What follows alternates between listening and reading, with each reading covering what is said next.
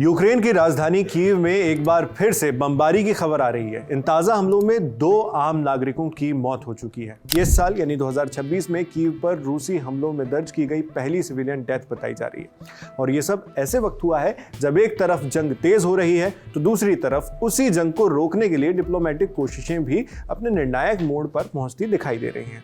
Media reports के मुताबिक 5 जनवरी तड़के रशिया ने यूक्रेन के कैपिटल कीव पर रात भर हमले किए। कीव शहर में एक व्यक्ति की मौत हुई, जबकि राजधानी से सटे फास्तिव शहर में 70 साल से ज्यादा उम्र के एक बुजुर्ग ने दम तोड़ दिया। कीव के सैन्य प्रशासन प्रमुख तैमूर तकाचेंको ने कहा है कि जब शुरुआती मौत की पुष्टि की गई तब भी हमला जारी था। वहीं कीव के गवर्नर माइकोला कलाशनिक ने फास्तिव में नागरिक की मौत की जानकारी दी। इंटरनेशनल न्यूज एजेंसी रॉयटर्स की रिपोर्ट के मुताबिक यह हमला कीव और उसके आसपास के इलाकों में देर रात हुआ। यूक्रेन की स्टेट इमरजेंसी सर्विस ने बताया कि कीव के ओबोलोंस्की जिले में एक मेडिकल फैसिलिटी को निशाना बनाया गया, जहां इंडोर वार्ड चल रहा था। हमले के बाद वहां आग लग गई। आग बुझाने के बाद अंदर से एक शव बरामद हुआ। इसी हमले में एक महिला घायल हुई है और 25 लोगों को सुरक्षित बाहर निकाल लिया गया।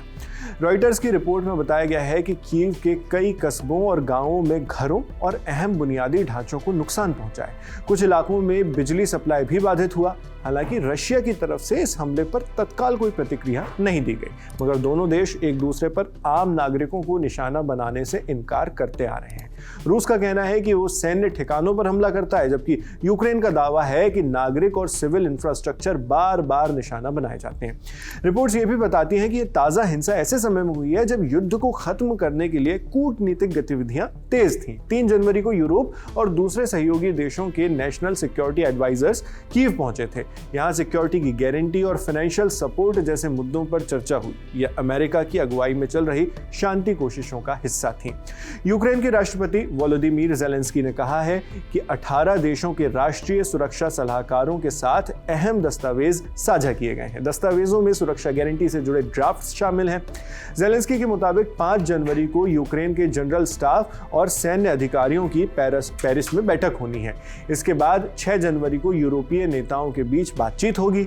ज़ेलेंस्की खुद भी पेरिस जाने की तैयारी में है। उन्हें उम्मीद है कि उन बैठकों में सिक्योरिटी गारंटीज से जुड़े दस्तावेजों को फाइनलाइज किया जाएगा।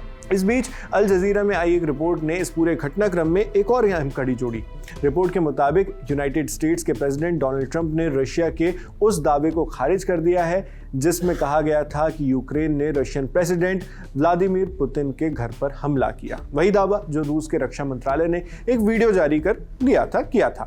बताया था कि पुतिन के रेजिडेंस को निशाना बनाने वाला यूक्रेनियन ड्रोन गिरा दिया गया है। डोनाल्ड ट्रंप ने कहा कि अमेरिकी अधिकारियों ने सबूतों को एनालाइज करने के बाद ये पाया कि यूक्रेन ने पुतिन के घर को टारगेट नहीं किया था। यूक्रेन ने शुरू से ही इस दावे को फॉल्स फ्लैग ऑपरेशन बताया और कहा कि रशिया शांति वार्ताओं को कमजोर करने के लिए ऐसी कहानियां गढ़ रहा है।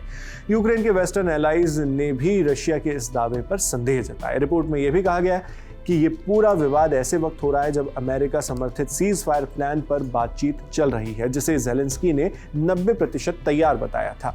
हालांकि युद्ध में जीते गए इलाकों को लेकर एग्रीमेंट अब भी सबसे बड़ा विवाद बना हुआ, मगर इन तमाम घटनाओं के बीच एक बात तो साफ है, जमीन पर बम और ड्रोन गिर रहे हैं, आम नागरिक मारे जा रहे हैं, अस्पताल और घर जल रहे हैं और उसी समय कागजों पर शांति के दस्तावेज तैयार किए जा रहे हैं। सवाल यह है कि क्या डिप्लोमेसी की रफ्तार जंग की रफ्तार से तेज हो पाएगी और क्या कीव में मारे गए ये 2 लोग और ऐसे ही अनगिनत और भी लोग जो दोनों देशों में मारे गए उस शांति की कीमत बनकर ही रह जाएंगे, या इन मौतों के बाद बातचीत की मेज पर फैसले और सख्त होंगे। जो भी होगा, हमारी नज़र इन खबरों पर, इस सारी खबरों पर बनी हुई है और सारे बड़े अपडेट्स हम आप तक इसी तरह पहुंचाते रहेंगे। बाकी इस पूरे मामले पर आप क्या सोचते हैं कमेंट बॉक्स में लिखकर जरूर बताएं। मैं हूं शेख नावेद, देखते रहिए लंदन टॉप।